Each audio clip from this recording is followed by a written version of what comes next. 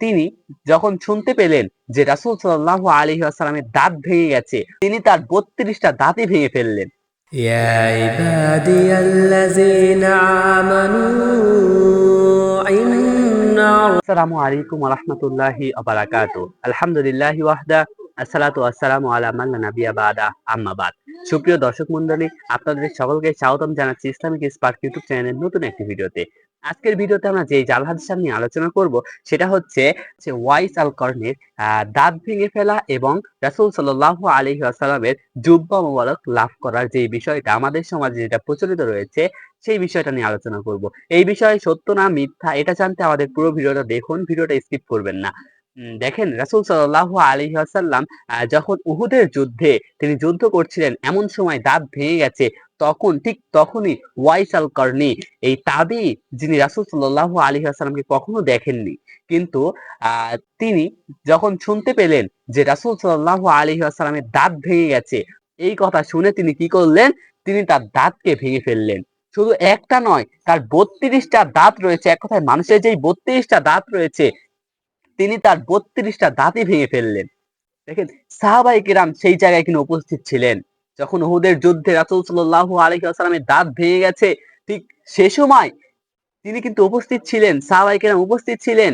কিন্তু কোন সাহাবী রাসূল সাল্লাল্লাহু আলাইহি ওয়াসাল্লামের দাঁত ভাঙার কারণে দাঁত ভাঙেনি। তাহলে কি সাহাবায়ে কেরামের চেয়ে তার রাসূল সাল্লাল্লাহু আলাইহি ওয়াসাল্লামের উপর ভালোবাসা বেশি ছিল? আসলে এটা পুরোটাই একটা গুজব। মানুষের সমাজে, আমাদের সমাজে যেই গুজবগুলো আমরা ছড়িয়ে থাকি, ঠিক সেসব হচ্ছে তার মর্যাদাকে বৃদ্ধি করতে গিয়ে এসব গুজব আমরা ছড়িয়ে ফেলছি। আসলে এর কোনো না আছে কোনো ভিত্তি, না আছে কোনো সহিহ হাদিসের কোনো দলিল। আসলে আমাদের সমাজে মানুষরা যেসব বিভ্রান্তকর জাল হাদিস প্রচার করে যাচ্ছে, এটা হচ্ছে ঠিক তেমনই একটা জাল হাদিস। রাসূল সাল্লাল্লাহু আলাইহি ওয়াসাল্লাম বলছেন যে মানুষ এমন কোনো কথা যেটা দিনের মধ্যে ঢুকিয়ে দিল, সেটাতে আমার নির্দেশনা নেই, সেটা হবে পরিত্যাজ্য।